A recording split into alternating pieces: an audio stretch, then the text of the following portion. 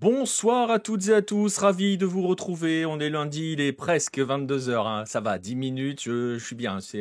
On appelle ça, de mes origines, on appelle ça le quart d'heure charentais. Voilà, on est un tout petit peu en retard, il est 22h10. Quelques petits détails à régler avant de pouvoir lancer l'émission. Mais ravi de vous retrouver pour le retour de Lucarne américaine, épisode 14 ce soir. On va faire le tour pendant à peu près une bonne heure. Des Amériques, vous en avez l'habitude ou pas? Si vous en aviez pas l'habitude, bah voilà, ouais, le quart d'heure de courtoisie, exactement, nous dit Règle Rouge. Et je le rappelle, hein, si vous écoutez cette émission maintenant en replay, que vous n'êtes pas en direct avec nous là, vous pouvez venir le lundi à 22h quand il y a l'émission pour participer justement à celle-ci, être avec ceux qui sont déjà présents dans le chat et que je vais saluer. Tu piges Romano, le retour, Ibra qui va pas bien, on sait tous pourquoi, on n'insistera pas là-dessus Ibra. Isanoé, Red également. Nostromo qui est présent aussi et Alarami, le grand vainqueur du quiz Hello des 15 ans. N'oubliez pas, n'oubliez jamais. Il faudrait que je te trouve un moyen de te mettre un badge particulier, Alarami, pour souligner cette performance. Bref, voilà, on va passer une heure à peu près à faire le tour des Amériques. On va aller du nord au sud. J'ai insulté des mamans hier soir, ça m'étonne pas. Ça commence à siffler, hein. On va en parler dans un instant. Enfin, on va en parler dans un instant. On pourra l'évoquer dans un instant. Vous le verrez pourquoi dans les news.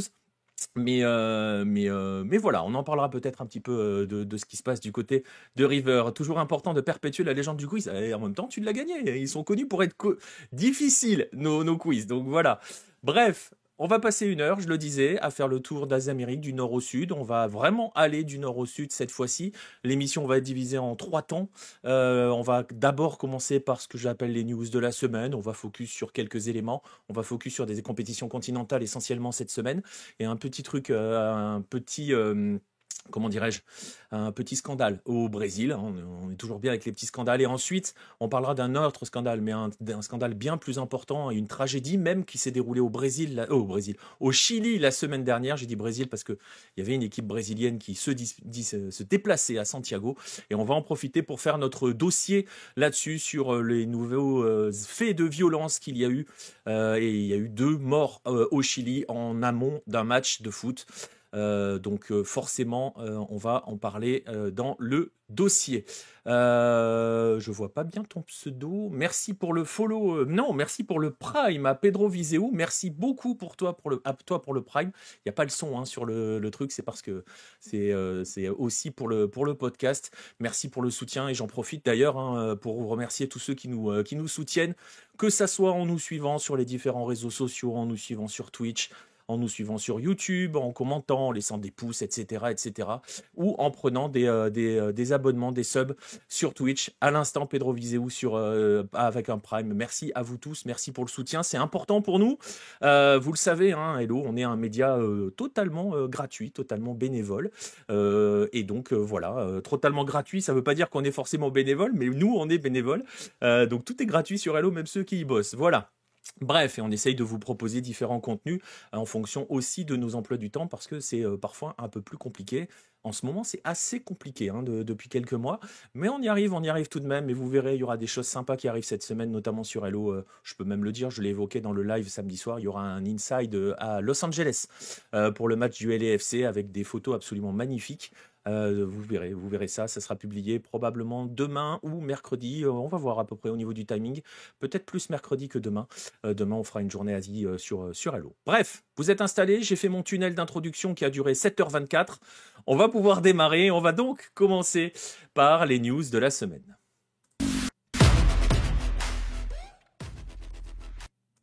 Et on va commencer, je le disais, par faire un petit peu le tour justement des compétitions continentales parce que j'ai pas forcément eu le temps. Parler à l'instant hein, du temps dans l'introduction de faire des comptes rendus et pour ne rien vous cacher s'il n'y a pas eu de gros comptes rendus aussi sur la Conca Champions et la Libertadores de cette semaine, c'est parce que j'ai pas pu voir beaucoup de matchs malheureusement parce que je travaillais à ces heures-là. Oui, ça existe, les gens qui travaillent à ces heures-là la nuit. Je pense à Ibra aussi qui je crois travaille la nuit. Bref, donc on va faire un petit point sur ce qui s'est passé sur les différentes compétitions continentales, que ça soit au nord comme au sud, et on va commencer forcément par le nord. Forcément, je sais pas s'il y a une notion de logique, mais en tout cas, on va commencer par le nord, et c'est pas du tout ce que je voulais afficher en premier, mais c'est pas grave. On va afficher le tableau de la Conca Champions avec le dernier carré qui se dessine à l'issue des quarts de finale retour qui se disputaient cette semaine. et qui donc ont dévoilé l'identité des quatre qualifiés. Alors, on va faire un petit tour un petit peu rapide par rapport à ça. L'écart était magnifique. J'ai vu en replay le match de Miami. J'ai vu un tout petit peu, alors en replay version accélérée, si tu vois ce que je veux dire, Vancouver face aux Pumas. Voilà.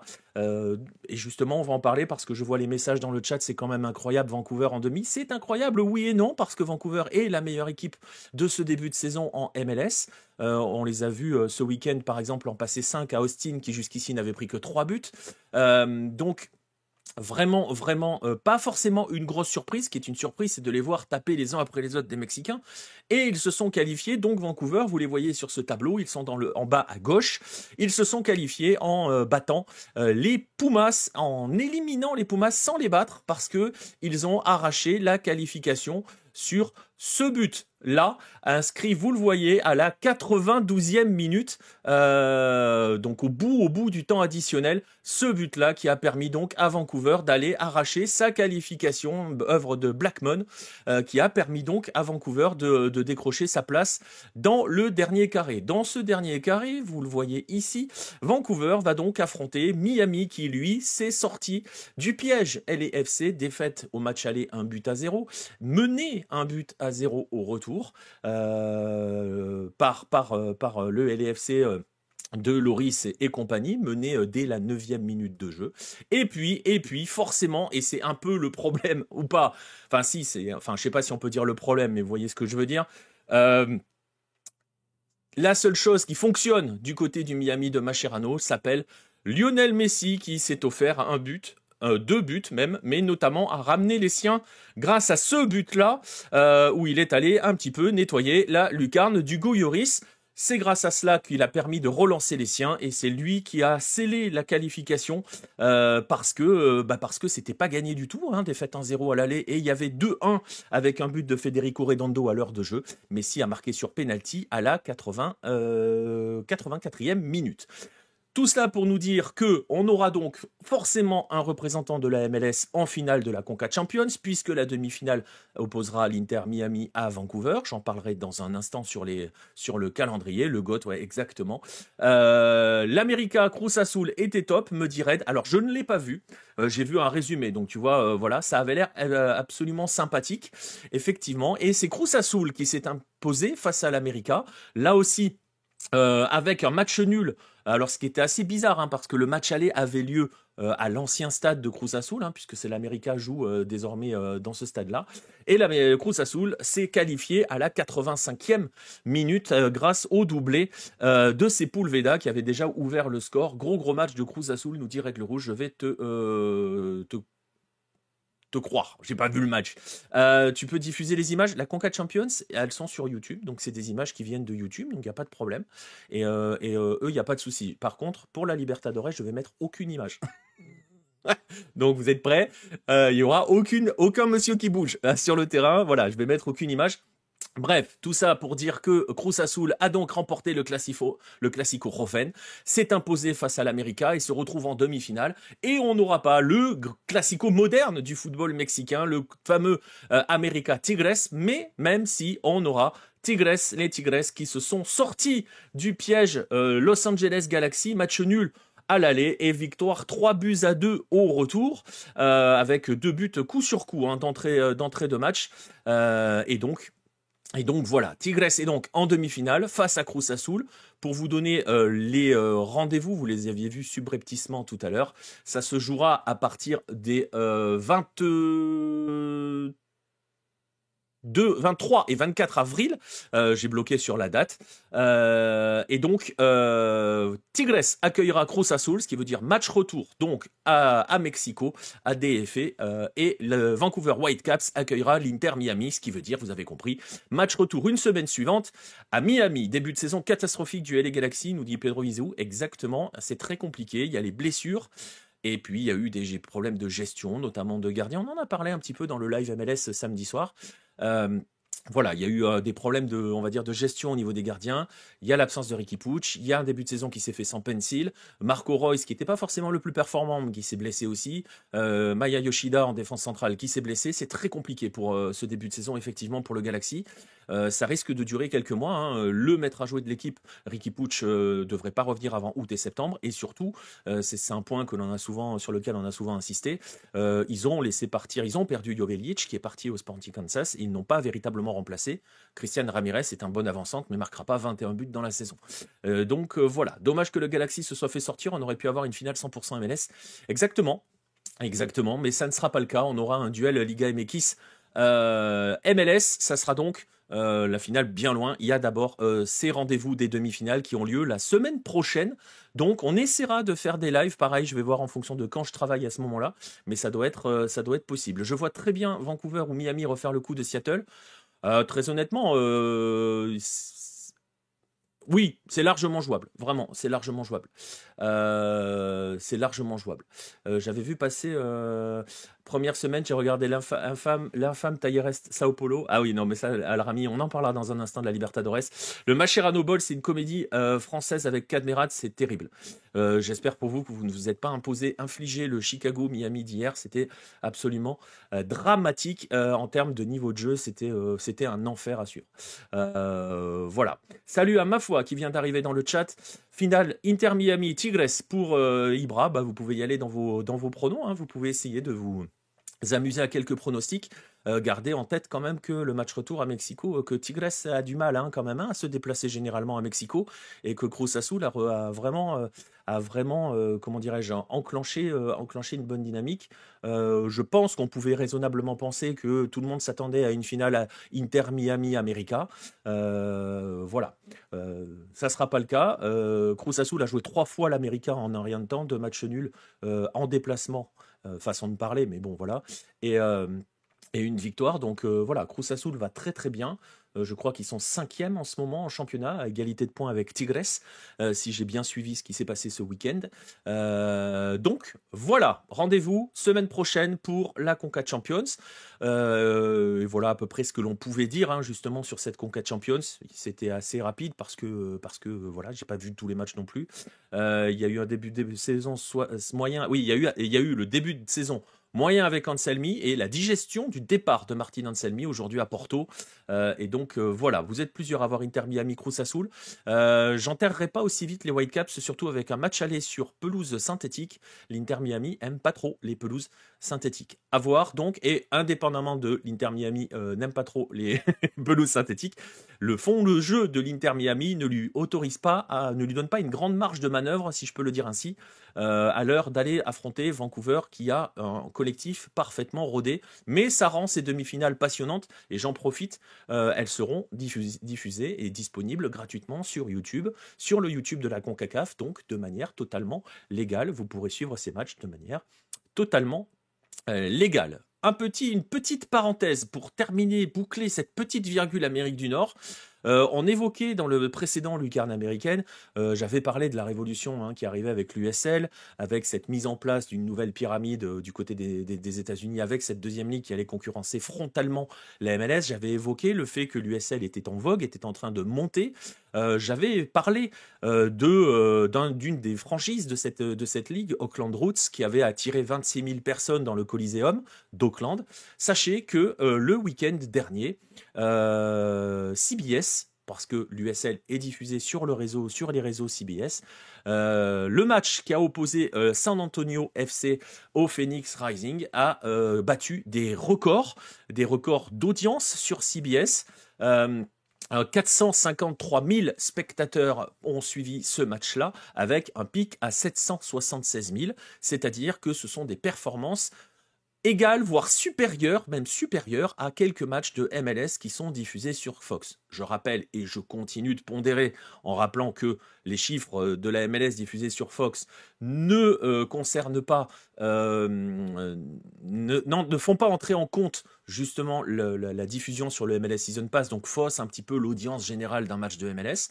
Mais tout ça pour dire que on a eu un nouveau record d'audience pour l'USL. Il y a une hype entre guillemets qui s'est créée au niveau de l'USL avec des franchises et des produits qui montent plus que les abonnés de DAZN Ligue 1. Exactement. Je pense que DAZN aimerait bien faire des pics à 776 000. C'est pas le cas. Ils ont toujours que 500 000 abonnés, hein, d'après les chiffres qui ont été communiqués. La Brune en PLS, exactement. Donc voilà, c'était juste une petite parenthèse pour rappeler quand même que voilà, vous voyez, il y a des choses qui se passent, ça bouge, ça frétille, comme on dirait. Et je vous invite, si vous ne l'avez pas vu, hein, je l'ai en plus découpé pour le déposer sur la chaîne YouTube. Elle marche bien d'ailleurs, la vidéo, je suis assez content. Le dossier sur cette révolution avec l'USL, qui est en train de s'organiser pour venir concurrencer frontalement la MLS et pourrait rebattre quelques cartes. On était au nord, l'arrivée de la promotion-relégation a dû faire son petit effet. C'est difficile à chiffrer, on va voir sur la durée, en fait, ça, Nostromo, et je pense qu'on verra la vrai effet promotion-relégation quand elle sera effective et quand on aura plus d'informations aussi sur cette première division qui sera au même niveau que la MLS. Il faut attendre l'après-Coupe du Monde. Et c'est malin parce que on sait qu'il y a aussi toujours un effet post-Coupe du Monde au niveau des audiences, de la curiosité et de l'envie des gens.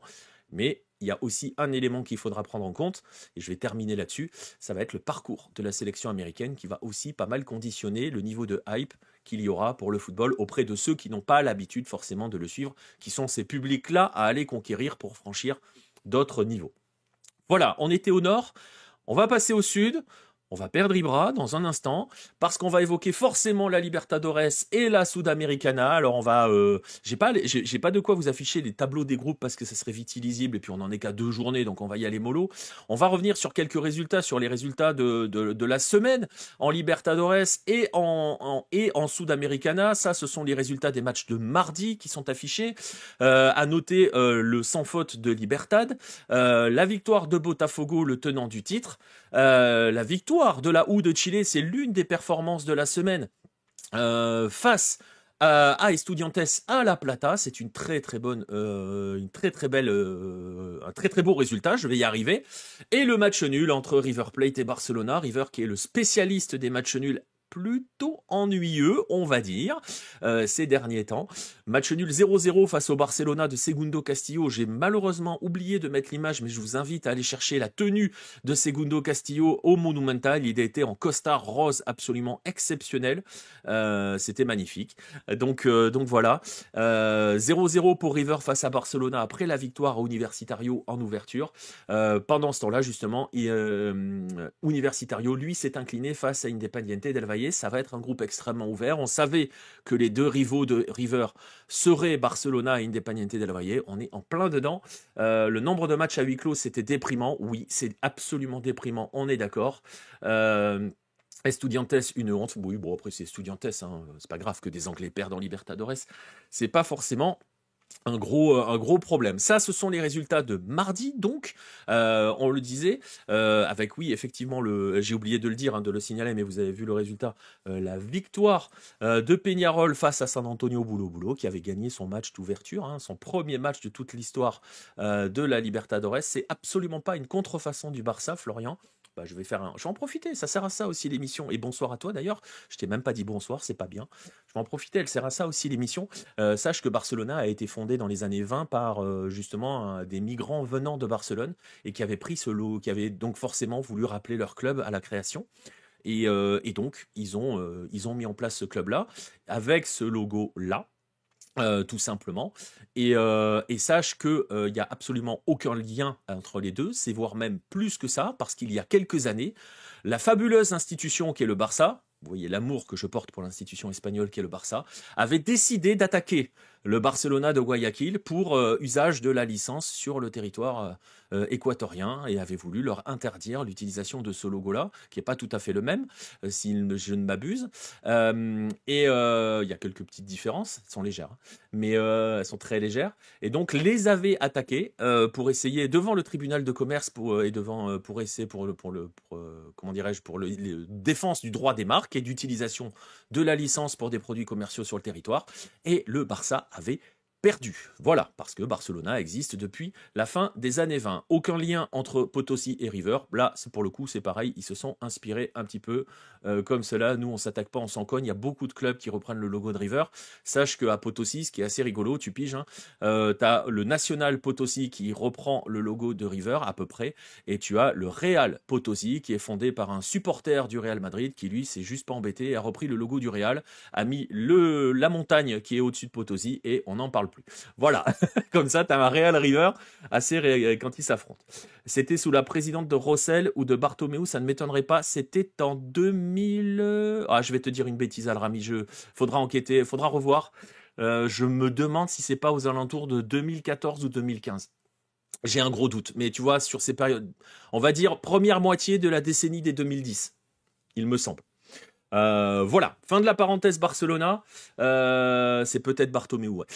En tout cas, ils ont perdu. Bref, donc Barcelona, c'est un club qui a été fondé par des gens venus de Barcelone et qui donc ont voulu rappeler leurs origines. Et Barcelona est allé faire match nul au Monumental, donc face à River Plate, qui est pas forcément pas mal parti, hein, 4 points sur 6, ça va, c'est pas la mort. On va voir, j'en parlerai dans un instant, les prochains rendez-vous. Le prochain rendez-vous pour River, je peux le dire tout de suite, c'est Independiente del Valle. En Équateur, et là, ça va jouer gros, notamment Estudiantes contre Universidad, c'est le derby de la jeunesse. Il y a beaucoup d'universidades, beaucoup de clubs universitaires. On avait fait un magazine, le magazine numéro 12, dédié à l'influence du football, du football universitaire et des universités de manière générale sur le football, que ça soit aux Amériques, mais aussi il y avait aussi de l'Asie et il y avait aussi est-ce qu'il y avait de l'Afrique? Peut-être qu'il y avait aussi un petit peu d'Afrique, mais en tout cas, il y avait ce rôle des universités. On parle notamment d'Universitario, on parle des clubs universitaires. Il me semble qu'il y avait un truc sur les clubs universitaires chiliens, il y avait sur le college soccer. Enfin voilà, il y a beaucoup le football universitaire en Uruguay notamment. Donc c'est très très important l'impact des universités sur le football. On parlait d'Amérique du Nord il y a un instant. Tigres est un club universitaire. Les Pumas sont un club universitaire. Pour vous donner un exemple, puisque ce sont les Pumas de la UNAM, l'université nouvelle autonome du Mexique, et Tigres, ce sont les Tigres de la UANL, l'université autonome du Nuevo León. Voilà, fin de la parenthèse. On va avancer, mais c'est bien, c'est intéressant. Ça me permet aussi de rappeler certaines choses et de mettre un petit peu de culture foot. Les résultats de mercredi, avec la victoire de Bahia sur le terrain de Nacional. Et je l'ai vu passer ce message. Olympia, c'est cataclysmique. Oui, Olympia, c'est cataclysmique parce qu'ils ont réussi à perdre 4-0 face à Vélez. Celle-là, on ne l'avait pas vu venir. Franchement, quand on voit l'état de Vélez Sarsfield, on ne l'avait pas vu venir. Et mercredi, il y a eu des surprises. D'ailleurs, sachez que cette défaite pour Olympia a sonné le glas de Martin Palermo, qui a été remercié depuis, qui est parti. Voilà. La bise à Martin Palermo, futur entraîneur de Boca quand ils auront viré Fernando Gago, notez-le. Olympia avec Benedetto, c'est normal. Oui, bah voilà. Donc Martin Palermo a quitté Olympia. Olympia qui va vraiment pas bien, à la différence de Libertad, hein, qui se promène, que ce soit en championnat ou en Libertadores. J'y reviendrai dans un instant. Donc, le départ de Martin Palermo, et vous l'avez vu dans les résultats de mercredi, il y a eu une énorme sensation aussi. Cette énorme sensation, c'est la victoire de Central Cordoba au Maracana face à Flamengo. Alors, si on n'avait pas vu arriver la victoire de Vélez, la victoire de Central Cordoba sur le terrain de Flamengo, je pense que, je ne sais pas à combien était la cote pour ceux qui aiment parier, elle devait être très très très élevée. Ça parle hein, forcément, ça utilise les termes de Maracanazo Santiagueño du côté de Central Cordoba. Central Cordoba, tout petit club qui a gagné la Copa Argentina et qui se retrouve là et qui se retrouve pour la première fois de son histoire en Copa Libertadores, qui va taper Flamengo à Flamengo. Donc enfin, au Maracana, pas à Flamengo. C'est pas bien de dire à Flamengo. Je me bats quand les gens disent des choses pas bien. Donc autant continuer à se battre pour dire les choses bien comme il faut. Voilà, attention quand même à Flamengo, justement parce que il y avait eu victoire en ouverture face au Deportivo Táchira. Mais attention parce que le prochain rendez-vous de Flamengo, ça sera face à la LDU et ça sera pas la même chanson non plus. Ça sera à Quito. LDU qui est en tête tête du groupe à ex-aequo avec Central Cordoba. Donc attention quand même. Bon, il n'y a pas de danger, on ne va pas s'inquiéter encore sur la durée, mais quand même, attention.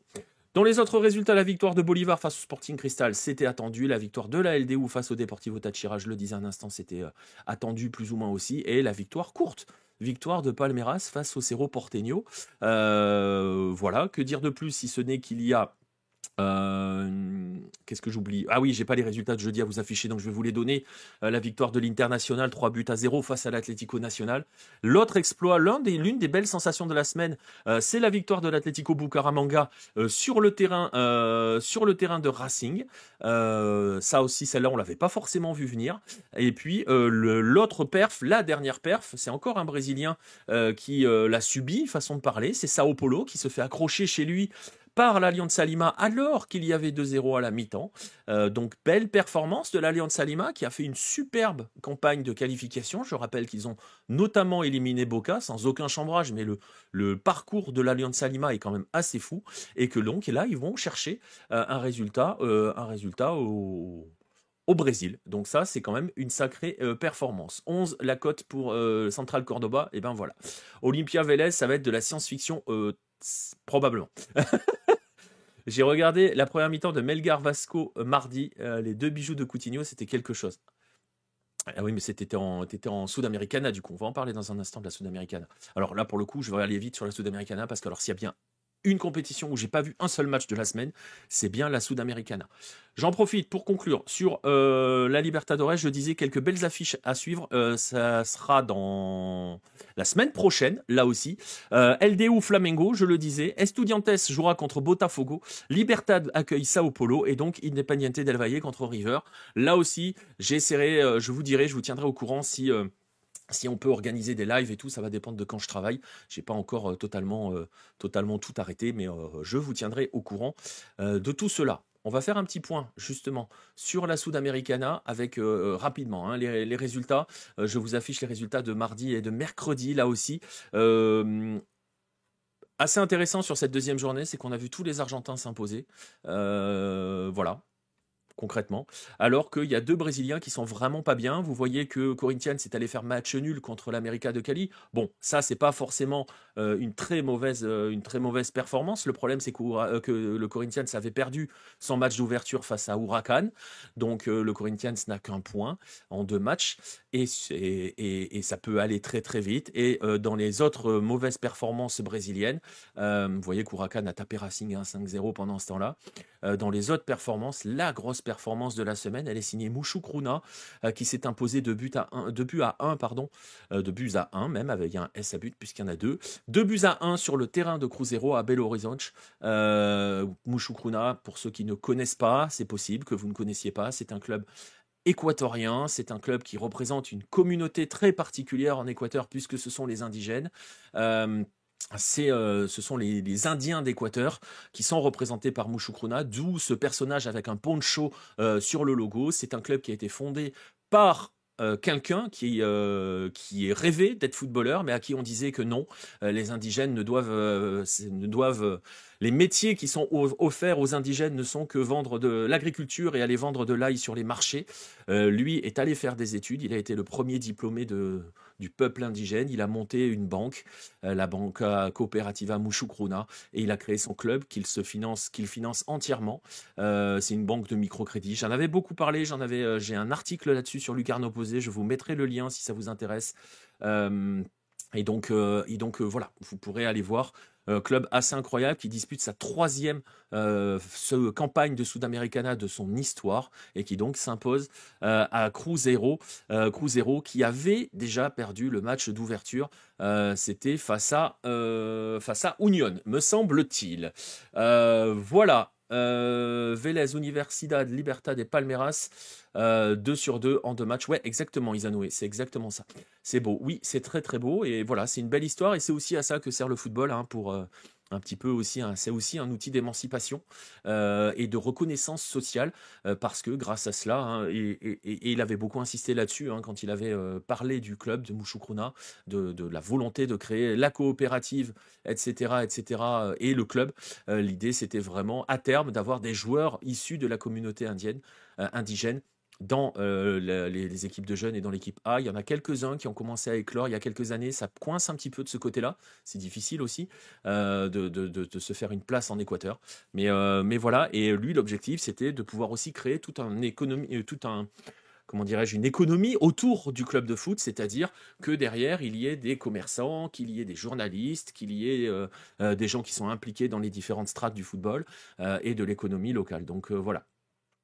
Mouchoucrouna a vraiment le profil de l'équipe qui peut embêter du monde. Oui, oui, bien sûr, oui, oui, oui, oui, clairement, clairement. Et Mouchoucrouna débute sa campagne de Sudamericana de la meilleure des manières, hein, puisque si je ne m'abuse, ils avaient déjà gagné le match d'ouverture face à Palestino. Ils avaient battu Palestino, je crois, 3-2 en ouverture. Donc ils ont 6 points. Les Équatoriens, le club, on le surnomme le Ponchito, hein, le petit poncho, ce fameux petit poncho rouge que vous voyez sur le logo et que les joueurs et que le staff arborent de manière régulière. Voilà. Voilà pour le point sur la Sudamericana. Ça permet aussi d'évoquer les deux compétitions, je le disais, et d'évoquer, si on revient un petit peu sur ce que je disais sur l'Amérique du Nord, d'évoquer les compétitions continentales sur lesquelles j'ai pas eu le temps de vous offrir un compte-rendu sur Hello. Au moins, c'est fait sur au moins un des formats. Vous savez où on en est dans ces compétitions-là. Et donc, vous ne serez pas perdu quand la suite, la journée 3, arrivera la semaine prochaine. Hein. Pas cette semaine, mais la semaine prochaine pour les différentes équipes. Je ne sais pas si ça vaut le coup, je vous donne quelques rendez-vous. Il y a un Huracan América de Cali qui est assez sympa. Unión Española Fluminense, même si l'Unión Española, ça va pas très fort en championnat. Mouchoucrouna, lui, accueillera Unión et pourrait donc être bien placé pour la suite. Il y a un Palestino Cruzeiro aussi qui sent un petit peu la poudre. En Sudamericana, les 6 points sont Huracan, Godoy, Flou et Mouchoucrouna. Exactement, merci. Exactement, c'est ça. Fluminense qui s'est imposé 5-0 face à Gualberto Villarroel. On en avait parlé le jour du tirage, hein, ce club de Oruro qui a repris toutes les couleurs de San José, qui est de toute façon détenu par l'ancien président de San José, qui donc a repris complètement les couleurs, le logo et tout de San José, des Oruro. Ça rappellera des souvenirs à Ibra qui est présent dans le chat. Huracan s'est bien défoulé sur le Racing, exactement. C'est le Racing uruguayen, attention, hein, pas Racing argentin. Bref, Sudamericana, voilà. Les compétitions continentales, et voilà pour la partie sur les news. On va terminer sur les news avec un dernier point. À noter. Ouais, et on va parler de. Je parlais d'un petit scandale au Brésil. Alors, c'est pas un scandale exceptionnel parce que ça concerne pas une grosse équipe et ça va pas retourner l'histoire du football brésilien.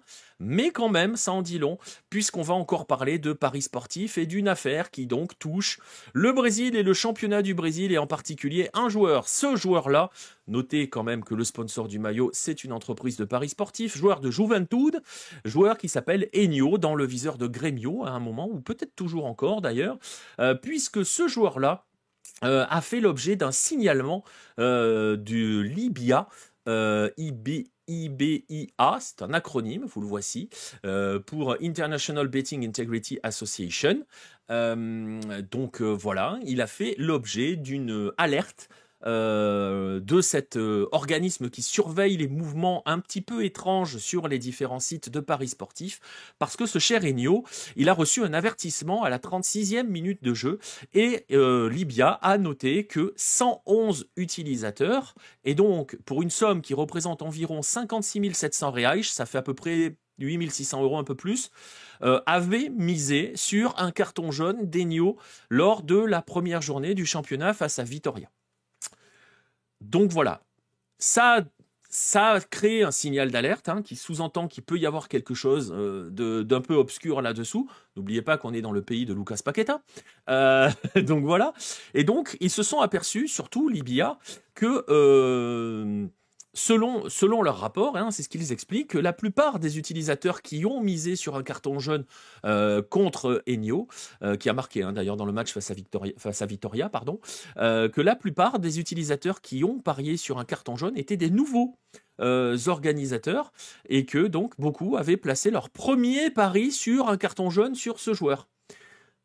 Donc ça commence à mettre plusieurs signaux d'alerte. Le rapport a été reçu par la CBF, a été distribué à différents organes d'enquête tels que le ministère public et le tribunal supérieur de la justice sportive du Brésil, ainsi qu'aux fédérations, aux différentes des fédérations. Pas eu un seul commentaire officiel d'aucune fédération. Sachez que le week-end suivant, donc le week-end dernier, Ennio n'a pas été appelé dans le groupe.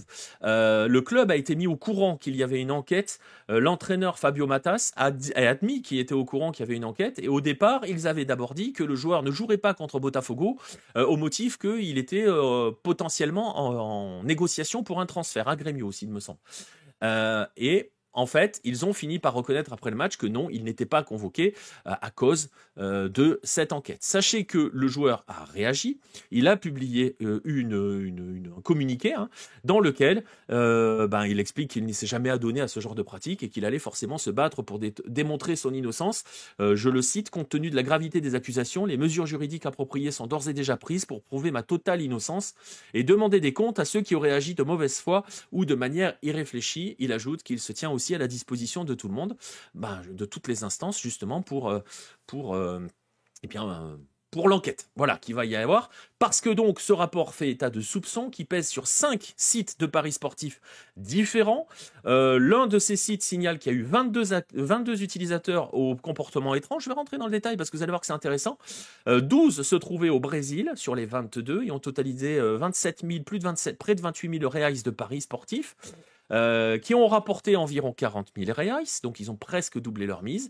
D'autres comptes étaient situés en Europe. Un deuxième opérateur de paris sportifs a signalé 60 clients suspects. 10 sur les 60 venaient à peine de créer leur compte.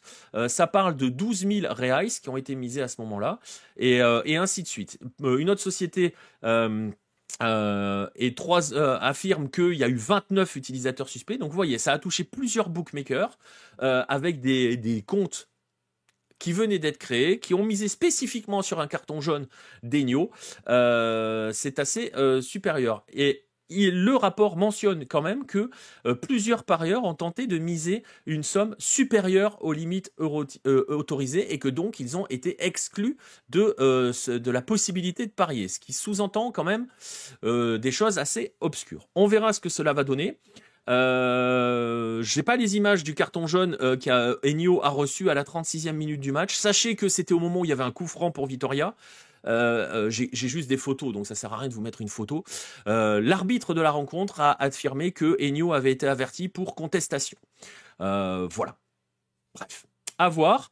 Chose intéressante, c'est très bizarre, on est d'accord. Chose intéressante, parce que c'est toujours cela qui est intéressant. Quand on commence à gratter un petit peu, on s'aperçoit que parmi les parieurs, parmi les 111 utilisateurs qui se sont adonnés, qui ont parié, se sont mis à miser sur un carton jaune pour Ennio, il y a 3 athlètes professionnels. On n'a pas les noms. Mais on vous rappelle que selon les règles de la FIFA et de la CBF, il est interdit aux sportifs professionnels, aux athlètes professionnels de s'adonner à des paris sportifs. Voilà, j'en profite quand même pour rappeler que cette affaire de potentiel, je ne sais pas si on peut parler d'arnaque au paris sportif, hein, vous voyez ce que je veux dire. J'en profite pour rappeler que 18 des 20 clubs de première division brésilienne ont comme sponsor principal, j'ai bien dit sponsor principal, un organisme de paris sportif. Je vous remets la photo d'Ennio. Le club de Juventude n'échappe pas à cette affaire puisque tout simplement le sponsor est un organisme de paris sportif également. Donc, vous voyez à quel point tout cela peut être extrêmement intéressant. Affaire à suivre, on verra ce que cela va donner. C'est en tout cas une petite affaire Je le dis petite parce que ça ne concerne pas un joueur majeur du championnat brésilien, mais ça fait forcément parler et donc à suivre aussi s'il n'y en aura pas d'autres dans ce cas-là aussi. Et on voit, hein, c'est pas des grosses sommes, mais ça concerne des joueurs de petits clubs. Rappelez-vous, notamment, on va sortir du Brésil. Rappelez-vous de l'époque de l'énorme scandale de triche au paris sportif qui avait touché la Corée du Sud début des années 2010. C'était pour des sommes absolument infimes, mais qui représentaient plus que le salaire du joueur.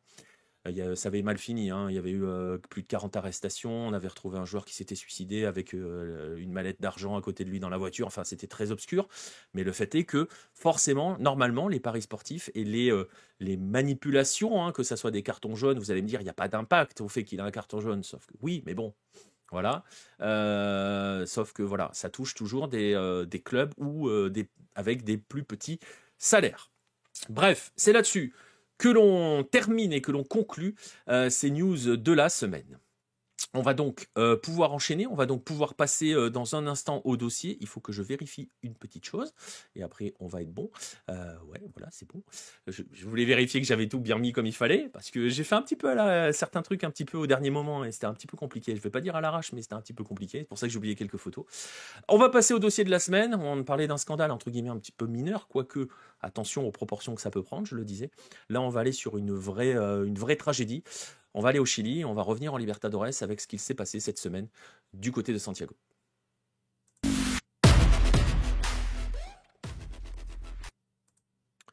Puisque cette semaine, ça fait partie des matchs dont je n'ai pas parlé hein, dans les news. L'un des matchs, j'ai pas donné le résultat parce qu'il n'y a pas de résultat entre Colo-Colo et Fortaleza. C'était l'un des rendez-vous hein, de cette semaine de Libertadores. Et finalement, ça a débouché sur un drame absolu. Colo-Colo, je le disais, devait accueillir Fortaleza. Et vous l'avez sans doute vu, hein, le match a été arrêté, a été annulé même. Hein, vous voyez sur ce visuel publié par la CONMEBOL, la partie a été annulée. Alors, on va en revenir justement sur les raisons de cette annulation. On va voir un petit peu ce qui s'est passé. On va évoquer un petit peu le contexte et on va évoquer aussi les conséquences que cela a.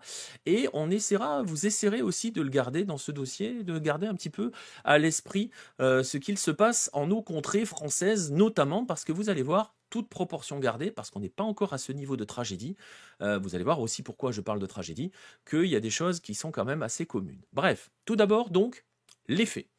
Les faits, selon les premiers comptes rendus, à 18h30, vers 18h30, un groupe de personnes aurait tenté de pénétrer aux abords du stade et d'entrer même dans le Monumental où se déroulait le match entre Colo-Colo et Fortaleza.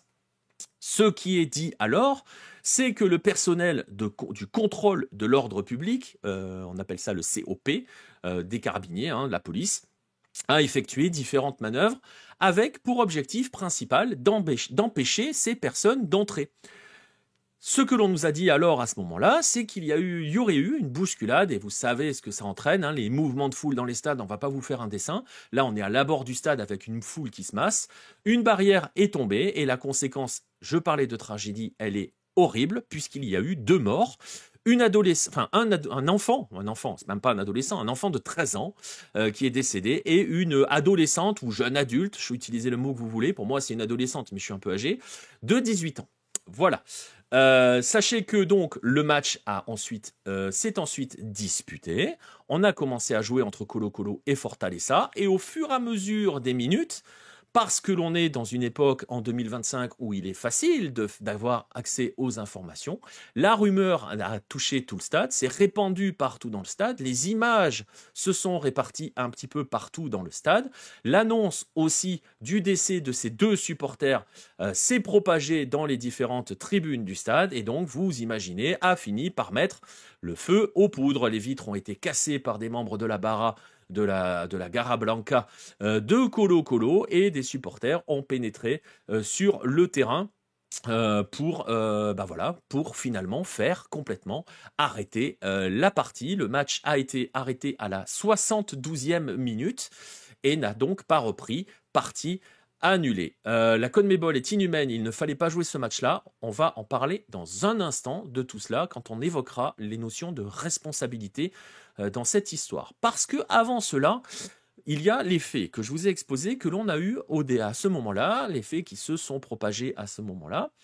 Mais très très vite, les choses ont évolué et je vais y revenir dans un instant. Sachez quand même, là du coup ça va faire un match perdu pour Colo Colo, on en parlera dans un instant, Red.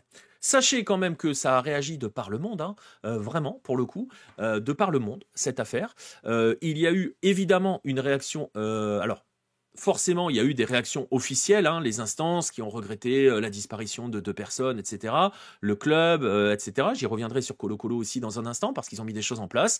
Mais d'autres clubs ont réagi. Fortaleza, en premier lieu, est entré sur le terrain ce week-end avec un drapeau chilien et un drapeau brésilien pour expliquer pour faire comprendre qu'on ne peut pas perdre sa vie aux abords d'un match de foot, dans le cadre d'un match de foot, que le foot et la violence n'ont absolument rien à faire ensemble.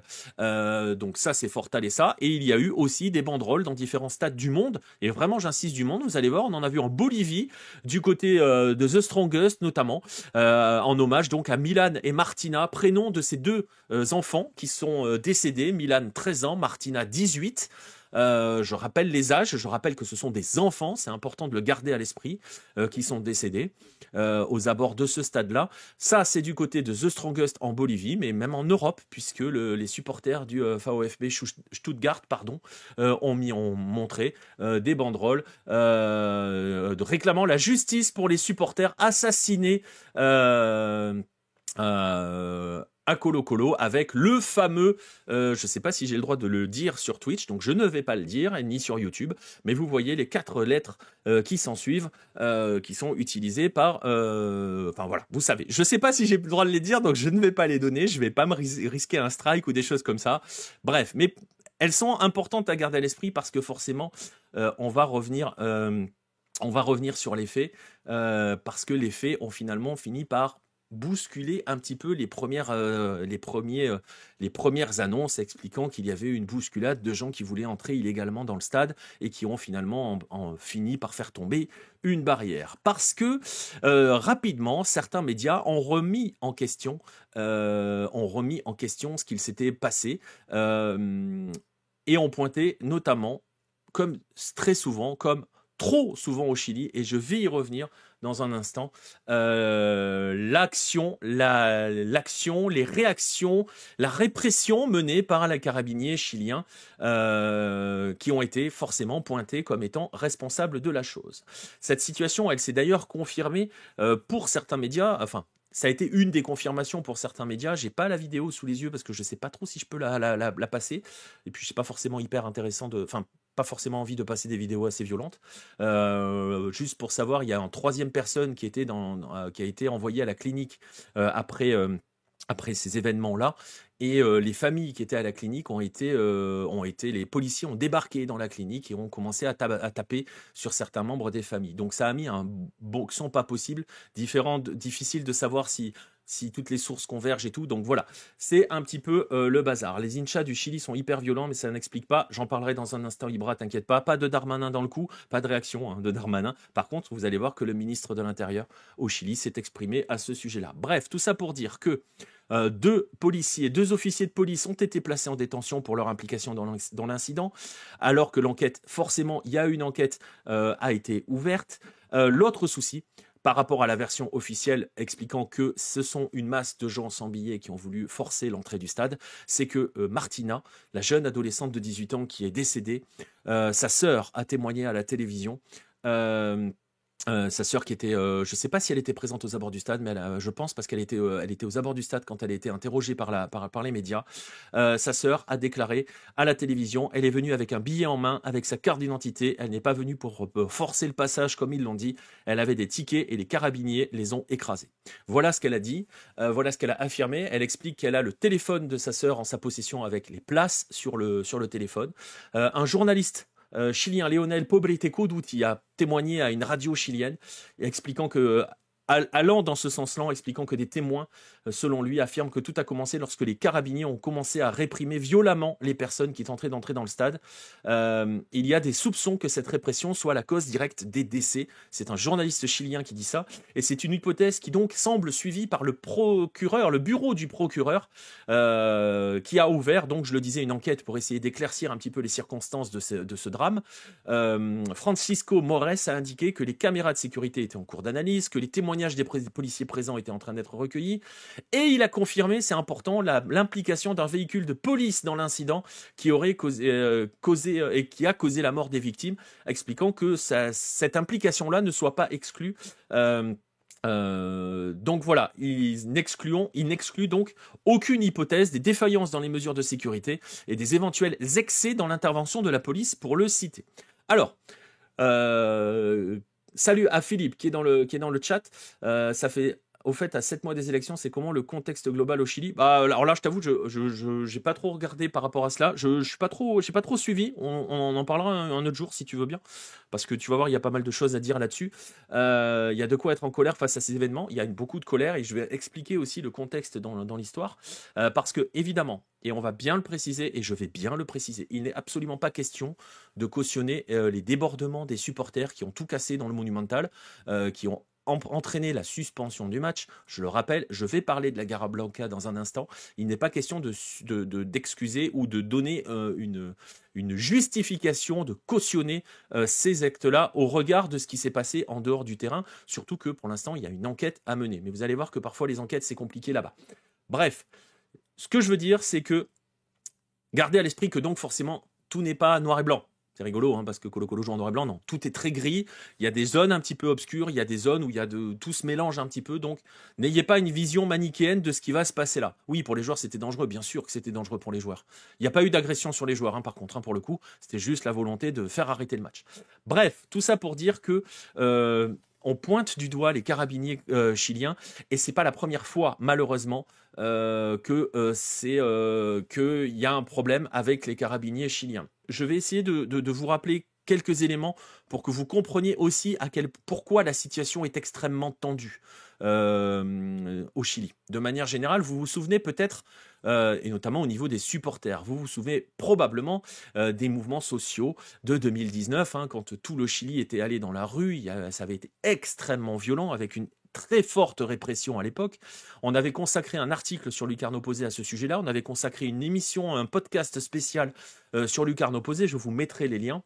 En 2019, on avait beaucoup parlé donc du rôle des supporters, notamment là vous voyez, il y a ceux de la OU, mais il y a ceux de Colo Colo qui sont aussi présents. Ils s'étaient unis à ce moment-là, notamment donc la Garra Blanca, dans le soutien de ces manifestations. On avait aussi beaucoup parlé du rôle des clubs et de la partie association des clubs. Je rappelle, pour ceux qui ne le savent pas, qu'au Chili, il y a 2 entités au sein des clubs. Il y a la partie association, qui est un petit peu l'héritage historique de ce que sont les clubs, un peu ce que sont les clubs en Argentine, hein, ce sont des associations, mais le problème c'est que le Chili c'est totalement privatisé, c'est ouvert aux sociétés sportives, et donc il y a une partie privée qui, elle, gère le football professionnel notamment. L'association gère le reste notamment, et l'association joue toujours son rôle social auprès des supporters, auprès de la communauté du club.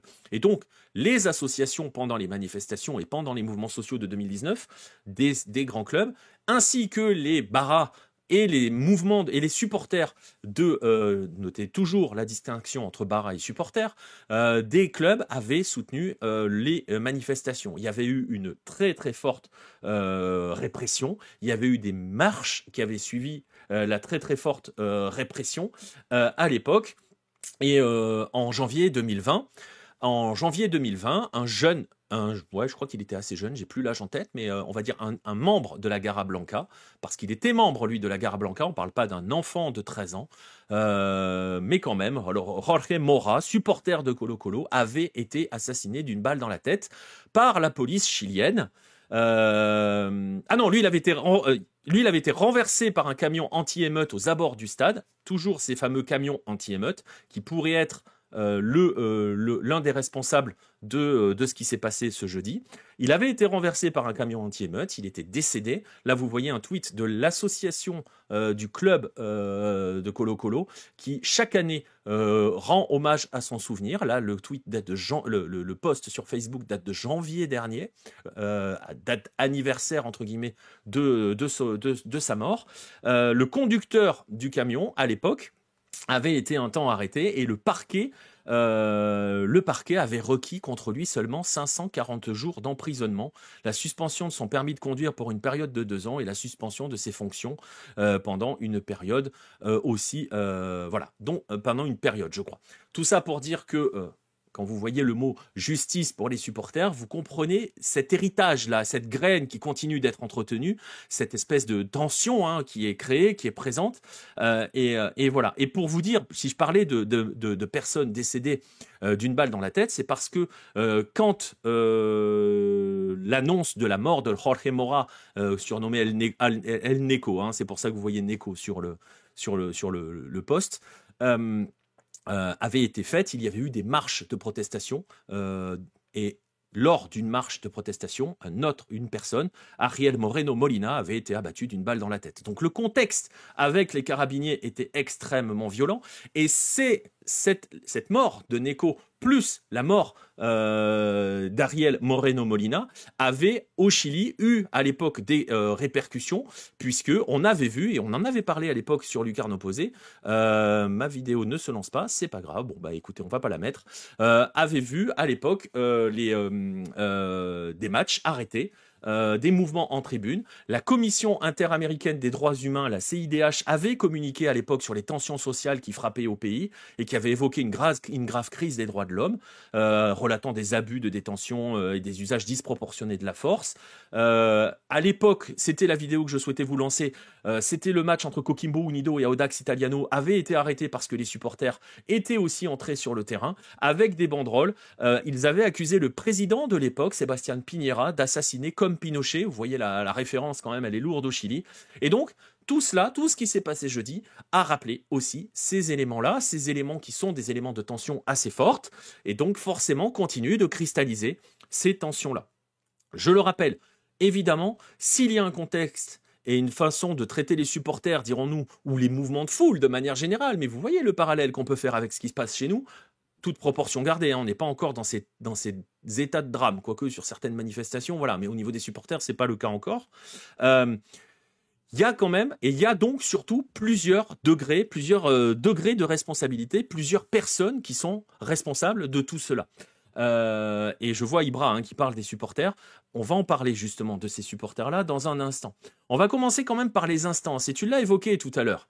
Quelle est la réaction de Gabriel Boric par rapport à cette affaire ? Eh ben, je vais t'en parler dans un instant via la réaction du ministre de l'Intérieur, enfin ministre de la Sécurité publique au Chili. Bref, la CONMEBOL d'abord, ça a été pointé dans le chat tout à l'heure. Je rappelle que le match s'est déroulé, que la CONMEBOL a lancé le match entre Colo Colo et Fortaleza, malgré le fait qu'elle savait qu'il y avait 2 morts aux abords du stade. Elle le savait, on le sait, parce que Lionel Poblete Couduti le confirme, il le dit. La CONMEBOL avait l'intention de faire évacuer le stade pour poursuivre le match, ce qui a été refusé par les autorités locales, et c'est donc ce qui a irrité encore plus les supporters qui ont alors envahi le terrain. Pour lui, c'est la décision de la CONMEBOL associée forcément à cette tension, associée à cette annonce, au choc que cela a suscité. On parle de 2 enfants quand même, 13 et 18 ans. On ne parle pas de barrasse, même s'il n'y a pas de hiérarchie dans la mort des gens, mais vous voyez ce que je veux dire par là. Tout cela a cristallisé les tensions et la CONMEBOL, qui a fait débuter ce match, a eu l'intention de le faire continuer et surtout d'évacuer le stade. Imaginez un instant si elle avait fait évacuer le stade avec les mouvements de foule que ça aurait pu occasionner et avec la tension qu'il y avait en dehors, avec ce qu'il s'était passé, ça aurait été cataclysmique. Bref, ce qui est fou aussi dans l'histoire, c'est que pendant le match et surtout après le match, on entendait des coups de feu. Donc, vous voyez le truc, on était dans un contexte absolument lunaire. Et justement, beaucoup d'images, et je vais vous en faire grâce, ont circulé sur les réseaux sociaux, notamment montrant des carabiniers qui répriment avec plus que de la fermeté, avec beaucoup de, j'ai pas le mot en tête, d'excès, voilà, d'excès, pour imposer l'ordre à tout cela. Donc, c'est un vrai, il y a cette première étape de responsabilité, et évidemment derrière, quand on se fend d'un communiqué pour regretter le décès de ces deux personnes, vous comprenez toute l'hypocrisie de la chose, parce que the show must go on, comme on dit. L'autre personne, comment dirais-je, les autres instances qui sont visées, et je l'ai évoqué un petit peu avec les supporters chiliens dès 2020, ce sont les instances chiliennes. Sachez qu'au Chili, il y a ce que l'on appelle un plan pour gérer les supporters, pour les mesures de sécurité des supporters, pour traiter les mesures de sécurité des supporters. C'est pas le plan Le Pro, non. Et vous allez voir le cynisme de la chose, ça s'appelle le plan Estadio Seguro. Si vous ne parlez pas espagnol, ça veut dire le plan stade sûr. Sûr dans le sens serein. Voilà. Et ce plan a souvent et longtemps et toujours été critiqué par les supporters, et c'est lui qui a encore failli, et c'est lui qui a déjà occasionné quelques décès. Le Jorge Mora était mort en parallèle d'un match de Colo-Colo, renversé par des carabiniers qui étaient présents dans le cadre de ce plan Estadio Seguro. Sachez que maintenant, enfin, la faillite est enfin de ce plan est enfin reconnue par les instances. Sa directrice Pamela Venegas a présenté sa démission, tout simplement, après les faits de ce jeudi. Après les faits de ce jeudi, elle a présenté sa démission, et celui qui en était responsable à l'époque de Piñera, Andrés Otero, je cherchais son nom, voilà, il s'affiche, donc comme ça c'est très bien. C'est à témoigner pour la Tercera, vous le voyez, sur un journal chilien, a reconnu aussi que ce plan ne marchait pas. Il a dit, je le cite, il serait très malhonnête de ne pas reconnaître que malgré quelques progrès ou améliorations, le système est totalement défaillant. C'est un échec de l'État, de la NFP, la fédération chilienne, des clubs, de la société. Malheureusement, Estadio Seguro a échoué et doit être refondé. Estadio Seguro, tel qu'il a été conçu, est un échec. Les preuves sont là aux yeux de tout le monde. Eux, au moins, ils démissionnent, pas comme en France. Oui, elle a démissionné, mais tu vas voir que ça va plus loin. Pourquoi et c'était rejoint ce que demandait Nostromo par rapport au gouvernement. Eh bien, le ministre a tout simplement décidé de mettre fin au plan Estadio Seguro. C'est terminé. Il a annoncé la fin. Luis Cordero, il s'appelle, c'est le nom que je cherchais. Pour diverses raisons, dont certaines sont impusables au système dans lequel elle s'est inscrite, a annoncé la fin de ce plan, a annoncé que de nouvelles mesures allaient être mises en place par le gouvernement dans les prochains jours, dans les prochaines semaines. Sachez que la NFP, qui a été visée par notamment Otero, qui s'est pas forcément beaucoup exprimé, enfin. Si, elle a communiqué, elle a dit la crise sécuritaire actuelle requiert de toute urgence le travail et les efforts de tous. Nous demandons aux autorités de convoquer tous les acteurs pour la mise en œuvre de mesures administratives et d'accélérer les mesures législatives pour répondre à un problème national. Il est temps que le registre national des supporters devienne une loi de la République. Nous ne pouvons plus attendre. Beaucoup de voix au Chili essayent de parler du modèle anglais, expliquent que toute personne, en gros, d'emprisonner les supporters qui débordent, tout simplement parce que c'est pas forcément le cas. Donc, on veut aller sur des sanctions plus sévères du côté du Chili. On va voir comment ça va pouvoir être mis en place, parce que je vous ai pointé les problèmes de responsabilité des instances qui ne savent pas véritablement gérer le problème et qui n'ont jamais su, malgré un plan mis en place il y a environ 15 ans, et ce qui n'a cessé de montrer ses faillites et ses failles tout au long de ces 15 années, qui enfin prend fin, malheureusement, parce qu'il y a 2 adolescents qui sont décédés. Et là, pour le coup, on peut pas parler de Barras Bravas alcoolisé comme tu le sous-entends, parce que ça existe, et je vais en parler dans un instant, Ibra. Mais on parle d'enfants quand même. Donc, ce qui veut dire que c'est compliqué quand même aux abords du stade. Il y a donc les instances gouvernementales, étatiques, qui ont failli et qui méconnaissent complètement le problème. Et il y a aussi donc la Ligue qui fait genre, j'y suis pour rien, c'est pas à moi de gérer. Et franchement, toute ressemblance, vous voyez où je veux en venir. Bref, et il y a un troisième niveau de responsabilité. Et le troisième niveau de responsabilité, ce sont les clubs, tout simplement. Toujours, ce sont les clubs. Ah, j'avais des images de la banderole de Coquimbo contre Audax. À l'époque, les supporters accusaient justement la NFP d'être les assassins du football, hein. Vous voyez, donc les tensions étaient énormes. Le troisième, c'est forcément le club dans cette histoire, parce que on en arrive à ce vieux problème qui touche tous les pans, le Chili, l'Argentine et bien d'autres pays, cette fameuse collusion entre les barras et les clubs. Je rappelle et je vous remontre le post hommage à Jorge Mora. Jorge Mora était un bara issu de la Garra Blanca de Colo Colo. Et on le sait, je le disais, hein, gardez à l'esprit que rien n'est blanc, rien n'est noir dans cette histoire.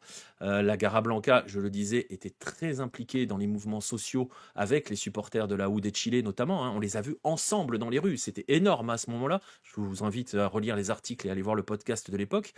C'est énorme, hein, de voir en termes de symbolique ces images-là. Mais la Garra Blanca, qui s'est fondée à la fin des années 80, est connue aussi pour ses débordements depuis le début des années 90. Elle a été impliquée dans des assassinats de supporters adverses. Ibra en parlait, il y a eu de gros soucis avec la Barra en 2020, toute l'année 2024, hein. Concrètement, les supporters de Colo Colo ont été coupables et la Garra Blanca plutôt, pas les supporters, les Barras de Colo Colo ont été responsables de beaucoup de débordements tout au long de leur campagne continentale l'année dernière. Donc c'est pas aussi simple, aussi vous voyez, c'est pas aussi blanc-noir que cela. Tout ça pour dire que le club ne fait jamais rien, laisse souvent passer, et donc a aussi sa part de responsabilité. Et vous voyez que un petit peu comme chez nous, vous avez les instances politiques qui méconnaissent le sujet et qui ne font rien, la Ligue qui s'en fiche, le club et qui renvoie la responsabilité aux instances politiques, et le club qui, lui, ne veut pas se fâcher avec ses principaux mouvements de supporters. Donc, tout le monde se renvoie un petit peu la balle, et sachez d'ailleurs que le gouvernement actuel a Colo Colo dans son collimateur. Une délégation présidentielle a signalé justement qu'il y avait des irrégularités dans les mesures de sécurité prises par le groupe qui gère la partie professionnelle de Colo Colo, hein, donc Blanco y Negro, je le disais, je rappelle, un club au Chili. Beaucoup de clubs au Chili, c'est une partie association et une partie privée qui gère le sportif. Pour Colo Colo, la partie privée s'appelle Blanco y Negro, tout simplement. Et donc, la délégation présidentielle a signalé des irrégularités, assure qu'il y a des manquements, alors que le club, selon elle, devait avoir mis en place 460 agents de sécurité privés, des détecteurs de métaux, entre autres et tout. On ne voit pas trop le lien avec les détecteurs de métaux et un gamin de 13 ans, mais bon, bref. Et donc, voilà, tout le monde est en train d'un petit peu se renvoyer la balle. C'est un petit peu compliqué, c'est très tendu, et vous voyez qu'il y a des points communs avec ce que l'on voit chez nous. Mais il y a des conséquences à court et à probablement long terme pour Colo Colo. Parce que le club pourrait se voir sanctionné via la fermeture du Monumental. Alors ça, c'est quasiment sûr que les prochains matchs, enfin c'est sûr d'ailleurs, hein, que les prochains matchs seront à huis clos. Mais surtout, et ça c'est le problème qui va se poser pour Colo Colo, parce que le gouvernement pourrait interdire toute organisation de manifestations publiques pour le club. Problème, le club fête cette année son anniversaire, son centenaire. Le club a 100 ans, il y avait plusieurs événements qui avaient été prévus. Les festivités devaient commencer, pour tout dire, cette semaine, fin de semaine, à partir de vendredi 18 avril, avec vendredi une soirée organisée pour revivre entre guillemets les premières heures de l'histoire du club, et à partir de samedi, une série de concerts dans le cadre d'un festival qu'ils avaient décidé d'appeler Alba Palooza, vous voyez la référence, qui devait donc réunir plusieurs artistes pour faire la fête autour du centenaire du club. Sachez que le club a déjà annoncé que tout cela était annulé, que c'était suspendu, que l'heure était à la commémoration et au souvenir avant de passer aux festivités. Le club a ouvert un espace sur Internet, sur sa boutique, Pour tous ceux qui souhaitent faire un don pour soutenir les familles des 2 enfants décédés, je rappelle Martina, 18 ans, Milan, 13 ans. Je mettrai le lien dans la description d'ailleurs si ça vous intéresse. Sachez aussi que sur le plan sportif, donc je le disais, Colo-Colo jouera le prochain match à huis clos, ça c'est sûr.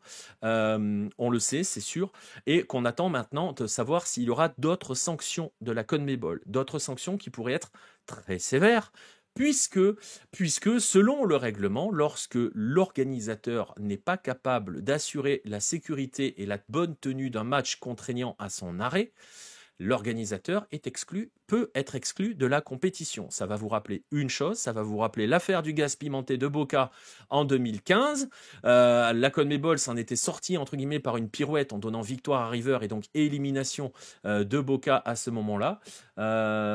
Salut à Itonomi 2001 et merci à toi pour le follow. Bonsoir à toi. Et donc, en 2015, Boca avait été, entre guillemets, exclu de la Libertadores, mais il s'en était sorti en donnant victoire de River, à cause de l'affaire du gaz pimenté. Pour ceux qui ne se souviennent pas, c'était il y a 10 ans.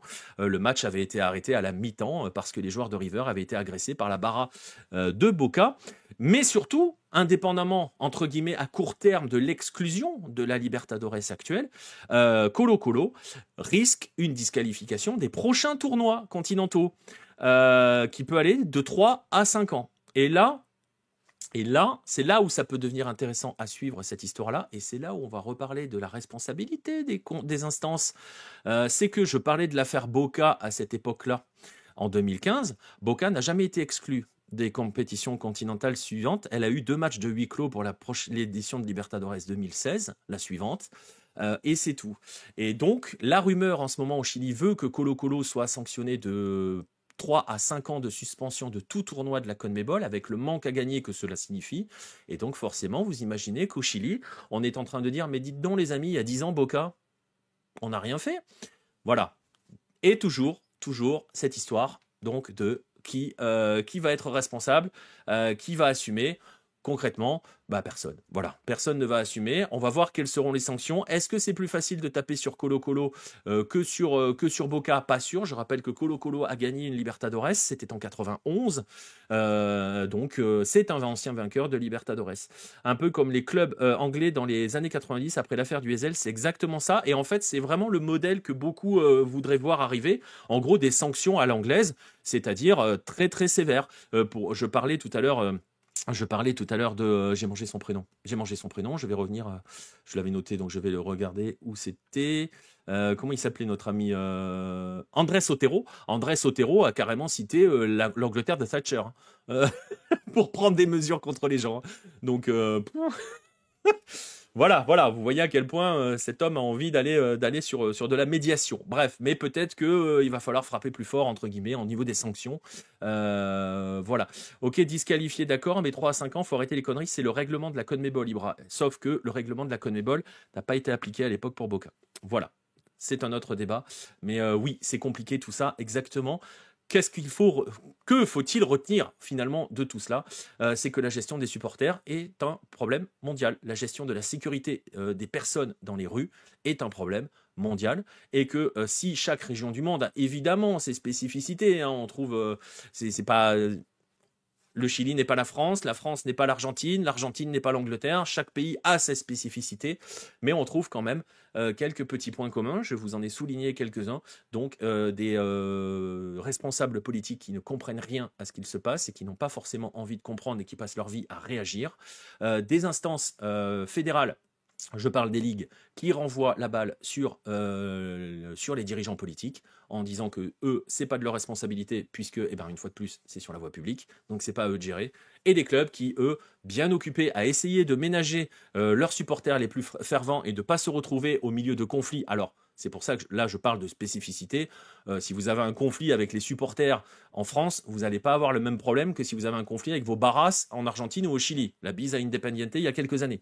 Mais tout ça pour dire que, vous voyez, il y a des points communs dans cette gestion des gens. Et il y a aussi un autre point commun, et qui est toujours très présent, et qui est souvent pointé notamment par les ultras en France, c'est que les débordements que vous voyez sur les supporters, vous finissez toujours par les voir sur n'importe quel regroupement de foule, et notamment les manifestations. Et c'est en cela aussi que c'est important que les choses soient parfaitement calées, calibrées, et voilà, et organisées de manière générale. Donc, vous voyez que là, on est encore, les responsabilités sont forcément toujours partagées, on est encore sur un drame, et que ces drames ont un terreau identique, l'impossibilité ou l'absence de volonté de voir ces deux mondes véritablement changer, en fait, que les choses changent, et en tout cas que ces mondes-là, que ça soit certains dans tous les niveaux, dans toutes les strates que j'ai évoquées ici, aient véritablement envie d'assumer quelconque responsabilité, ou en tout cas la responsabilité de vouloir que les choses s'arrêtent, que ces choses-là s'arrêtent. Quand la Ligue n'était pas impactée financièrement par le fait de sanctionner un club, quand la Ligue n'est pas impactée financièrement par le fait de sanctionner un club, ils le font, sinon ils auraient déjà pris 5 ans d'interdiction. Bah après, tu peux pas taper la Ligue, parce que c'est pas du ressort de la Ligue, c'est pas la Ligue qui organise la compétition, c'est ça le problème. Après, les forces de l'ordre ne peuvent pas laisser entrer les resquilleurs comme à Hillsborough. Tout à fait. Et en fait, c'est ça. C'est pour ça que j'ai bien fait attention. J'ai bien fait attention de ne pointer personne en particulier. Tu vois ce que je veux dire? Les responsabilités, elles sont partagées. Elles sont partagées. Et après, il y a des éléments qui sont pas comparables entre ce qui se passe au Chili ou en Argentine, par exemple, ou ce qui se passe en France. Jamais vous m'entendrez dire que les ultras sont des barrasses. Je l'ai déjà dit 25 millions de fois. Les barrasses sont des criminels. Les ultras ne sont pas des criminels. Voilà. Donc là, déjà, c'est un premier point qui est qui est important à garder à l'esprit. Vraiment, c'est même le point essentiel dans cette histoire-là. Et les collusions entre les barrasses et les clubs ne sont pas les mêmes qu'entre les ultras et les clubs en France, parce qu'ils n'ont pas le même pouvoir, la même dangerosité. Aussi, surtout, on parle avec des systèmes mafieux quand même, là, en Argentine ou au Chili. Donc, il faut faire attention quand même. Mais le fait est que personne n'a envie que ça change, et enfin en tout cas, ne donne l'impression d'avoir envie que les choses changent. Tout le monde se renvoie la balle, personne n'est responsable. Le problème des barrasses, il a 50 ans, hein. Il a 40, 50 ans. Donc c'est pas d'aujourd'hui. On a des drames. Là, on fait un dossier spécial sur ce drame-là. Malheureusement, je sais qu'il y en aura d'autres. Voilà, on a des débordements. Mais il y a un autre élément qui est important, et c'est aussi cela, c'est la violence de la répression policière qu'il faut garder à l'esprit aussi, parce qu'elle est réelle. Il y a de nombreux faits qui ont occupé. J'ai parlé du Chili depuis 2019, dans la façon de traiter les supporters qui ont participé aux mouvements sociaux, dans la façon de traiter le mouvement social à l'époque, et tout ce que ça a laissé comme héritage là-dessus. Je n'ai pas parlé parce que c'est pas l'affaire, et parce que voilà, mais pour parler de répression policière au niveau de la Libertadores, regardez ce qui se passe au niveau des tribunes brésiliennes avec les policiers brésiliens. On a eu de multiples scandales depuis notamment, enfin depuis non, mais il y en avait avant, mais l'un des paroxysmes a été notamment le traitement des supporters de Boca quand ils ont joué Fluminense en finale il y a 2 ans. Donc c'est très compliqué tout cela. Donc voilà, il faut que les barrasses fassent le ménage entre eux, comme les ultras peuvent le faire. Les barrasses ne peuvent pas faire le ménage entre eux, Red, c'est pas comparable. La façon dont les barrasses font le ménage, c'est en s'entretuant, hein. Je sais pas si on se rend compte du truc quand même. Donc voilà. Pourtant, c'est Lula le président. Oui, mais les forces policières, c'est compliqué au Brésil. Après, là, on va voir. Cette année, pour l'instant, j'ai pas entendu de problème particulier. Mais 2023 et 2024, c'était... il y a beaucoup de supporters les supporters de Boca ont été malmenés, les supporters de San Lorenzo avaient été malmenés en Libertadores par la police, les supporters de Nacional uruguayen avaient vu la police débarquer, je crois que c'était à Sao Paulo, il y avait eu de violentes répressions, et pareil, tu vois, pour parler de choses qui ne changent pas, je rappelle que la finale de Sudamericana 2012, Sao Paulo Tigre, le dernier match de Lucas Moura, ça parlera aux supporters du PSG, avec Sao Paulo, la finale s'est arrêtée à la mi-temps, parce que les joueurs de Tigre ont été agressés par la police. Il n'y a pas eu d'enquête. Voilà. Et le match s'est arrêté sur le 2-0. La CONMEBOL a remis le trophée à Sao Paulo. Bref. Voilà. Au Brésil, en tribune, ils tirent à bout portant des balles en caoutchouc. Exactement. Exactement. Non, c'est la répression policière en Amérique du Sud est extrêmement brutale. Et donc, vous avez tous ces éléments qui convergent vers un même point. Et les victimes collatérales, comme d'habitude. Enfin, comme d'habitude, c'est très souvent des innocents. Et là, pour le coup, c'est des enfants, quoi. Donc voilà. Mais vous voyez que ce problème de gestion des foules, de maintien de l'ordre dans l'espace public pour les foules, avec tous les débordements que ça occasionne, est géré de la même manière, hein, un petit peu partout, avec, je le rappelle donc, des spécificités qui sont des degrés de violence qui ne sont pas forcément les mêmes des deux côtés, si vous voyez ce que je veux dire. Mais voilà, c'est un vrai problème, c'est un vrai fléau. Je rappelle qu'on est aussi sur une partie du monde, j'en avais parlé dans le live samedi, qui a un lourd passif, hein, en termes de violence sociale, enfin en termes de violence dans les stades. Les années 60-70 particulièrement ont été extrêmement violentes et brutales, même jusqu'au milieu des années 80. Je rappelle qu'en Argentine, les supporters ne peuvent plus se déplacer depuis plus de 20 ans, que c'est un gros problème, qu'il y a toujours des problèmes de sécurité dans certains stades. Donc voilà, parce que le ménage est difficile à faire, parce que personne n'ose le faire. On parlait de faire le ménage au niveau des barras. Independiente a essayé de le faire en 2010 ou 2011 par là. Ça s'est fini avec les barras qui saccagent le centre, qui saccagent le siège, et le président de l'époque qui dégage. Donc voilà, c'est très compliqué. C'est très très compliqué. C'est comme si un club européen allait en Azerbaïdjan et se faisait attaquer par la police. Oui, mais même sans aller en Azerbaïdjan, hein, c'est comme si le PSG allait à Aston Villa et les supporters du PSG se faisaient tabasser en tribune. Voilà. Donc tu vois, c'est voilà, c'est juste ça. Hein. Tu vois, c'est même pas la question d'aller en Azerbaïdjan. C'est imagine Aston Villa PSG là. Eh bien, c'est comme si les supporters du PSG se faisaient tabasser en plein match. Voilà. C'est exact. C'est tout simple. C'est tout ça. Bref, voilà pour ce dossier. Vous voyez, c'est un peu lourd, hein, mais bon, ça fait aussi partie. Hein. Je le dis à chaque fois, il y a des fois des sujets sympas et il y a des sujets un petit peu plus compliqués. On avait un sujet sympa il y a 15 jours. Voilà. On pense que c'est un pays développé, mais ça semble comme un tiers-monde. Non, c'est le contexte social qui est violent. Mais on est sur un héritage assez violent. On parle de pays qui ont connu la dictature pendant plusieurs décennies. C'est très difficile de l'analyser. Tu vois, tu peux pas trop l'analyser avec notre regard à nous. Enfin, en tout cas, avec le prisme européen, il faut garder toujours, et c'est toujours le cas, hein, pareil. Oui, le Brésil, ça a été la dictature dans les années 70. Hein, donc oui, ça a été une dictature. Le Brésil a été une dictature, l'Argentine a été une dictature, l'Uruguay a été une dictature, le Chili a été une dictature, le Pérou a été une dictature. Donc tu es dans des contextes extrêmement violents, extrêmement violents. Donc avec cet héritage de la violence là, tu vois. Donc voilà. Presque plus de supporters admis en Colombie. D'ailleurs, un mort ce week-end pour des affrontements entre Barras et Junior et Cúcuta. Voilà. Mais là, on parle d'affrontements entre Barras. On parle d'affrontements entre criminels. Donc voilà comment les Barras règlent leur compte. C'est plutôt quel pays ne l'a pas été. En Amérique du Sud, ouais, c'est un peu ça, malheureusement. C'est quel pays n'a pas été une dictature. Donc oui, voilà, exactement. Exactement. Bref, on va essayer de passer sur du plus léger. Hein, on va se finir avec les Goles Soelo. On va finir l'émission là-dessus. On va revenir. Enfin, on va parler de la sélection de la semaine. Il y en avait eu là. J'ai oublié de vous mettre le résultat de la semaine dernière. Je ne l'ai pas en tête. Vous me donnez 2 secondes et je vais regarder. Comment je vais le trouver? De la semaine dernière ou de la semaine d'avant même. Comment est-ce que je... je vais jamais le trouver. Bon, si quelqu'un se rappelle qui a gagné. Si quelqu'un se rappelle qui a gagné le Golasso Hello d'il y a de l'émission de l'émission. Attendez, je vais le trouver. Non, mais je vais le trouver. Ou pas. Voilà, elle était là. Ah mais si, je l'avais donné, c'était la fois d'avant, il n'y en a pas eu la semaine dernière parce qu'on était en trêve internationale, voilà. C'est bon, je suis serein, j'ai eu peur là un instant, je me suis fait peur. Bref, tout ça pour dire que donc on va passer au Golasso Hello. On va y aller.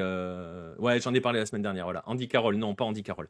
Andy Carroll gagne pas les Golasso Hello. On va y aller sur la sélection de la semaine, on va s'installer tranquillement, on va les regarder. Et écoutez, vous savez quoi, c'est parti.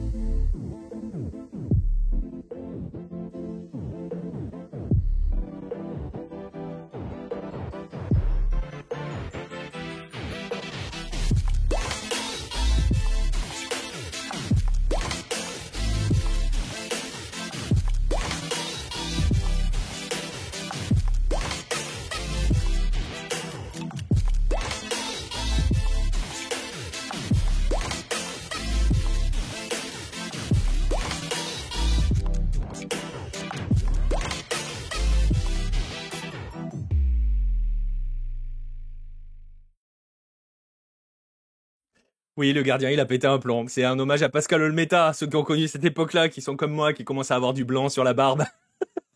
Voilà, bah, voilà, comme quoi il faut pas trop faire le malin quand on est gardien. Vous avez le choix, le premier but est marqué à la 89e minute, 89e minute, c'est le but de la victoire, le but du 1-0. Vous avez le cassage de rein, hommage à tous les avant-centres qui aiment la feinte, et le gardien, voilà, et le coup franc. J'hésite toujours entre 1, 2, 3 et 4. Bon courage, ma foi. Eh bien, comment ça va fonctionner? C'est assez simple. Ça va se passer sur Twitter et sur le Discord de Lucarno Posé. Vous allez avoir une semaine. Je vais mettre en place le sondage. Je vais rappeler la sélection. Si vous allez voter sur le Discord, vous aurez la vidéo sur YouTube qui sera mise en ligne pour pouvoir revoir tranquillement la sélection. Vous allez avoir une semaine pour décider qui vous voulez faire gagner. Et puis voilà, on verra la semaine prochaine dans la prochaine émission qui sera le vainqueur du Golasso Hello. Olmeta, le mec qui fait des blagues chez exactement, qui était gardien de but et qui sortait tout le temps et qui en a pris des buts comme ça. Et qui en a pris des buts comme ça. Notamment, je crois, quand il jouait à Toulon. À Marseille, il l'a pas trop fait. Faut demander à Pierre, expert en Olympique de Marseille. Mais je sais que quand il était à Toulon, il l'a fait quelques fois. J'ai souvenir quand j'étais gosse de voir Olmeta se prendre des buts de milieu de terrain parce qu'il était plus dans les buts. Mais bon, bref. Voilà. C'est comme ça. Mais bon, vous allez avoir le choix. Le plus corse des sudistes. Ouais, c'est ça. Bref. Eh bien, écoutez, on arrive au bout de cette émission. C'était un plaisir de vous retrouver. Il sortait plus à l'OM. Ouais, c'est ça. Je pense qu'il sortait plus à l'OM. Pas souvenir d'un but pris comme ça à l'OM. Moi non plus. J'ai pas la sensation. En plus, comme il prend la place, ouais, non, je pense pas non plus. Mais à Toulon, il le faisait. À Toulon, j'ai souvenir qu'il le faisait. Je crois qu'il était à Toulon. Il me semble qu'il était à Toulon et il le faisait. Bref, je le disais, on arrive au bout de cette émission. Merci à vous toutes et à vous tous de nous avoir suivis, que ça soit en direct. Je rappelle, si vous voulez nous suivre en direct, c'est le lundi à partir de 22h sur Hello TV. Merci à ceux qui écouteront, verront les replays, écouteront les podcasts. Je l'ai dit en introduction, mais je le rappelle encore, parce que c'est important pour nous. Merci à tous ceux qui nous soutiennent, merci à ceux qui nous suivent sur les réseaux sociaux, sur les différents réseaux de Hello, que ça soit sur YouTube, sur Twitch, que ça soit sur notre Discord. Merci à ceux qui nous soutiennent en prenant des abonnements, des subs sur Twitch. C'est important pour nous. C'est important pour nous. Donc merci beaucoup. On se retrouve un prochain lundi à 22h, probablement lundi prochain, pour une prochaine lucarne américaine. Au niveau des lives cette semaine, pas sûr qu'il y en ait beaucoup parce que forcément on joue pas beaucoup, je crois, en milieu de semaine. Et samedi soir, il n'y aura pas de live MLS. Je ne pourrai pas. Peut-être qu'il y en aura un dimanche soir, je sais plus. Mais samedi soir, c'est sûr qu'on pourra pas. Mais je vous tiendrai au courant. Suivez sur les réseaux sociaux et je vous dirai cela. Bonne semaine de foot à tous et à très très vite sur Hello TV. Salut tout le monde.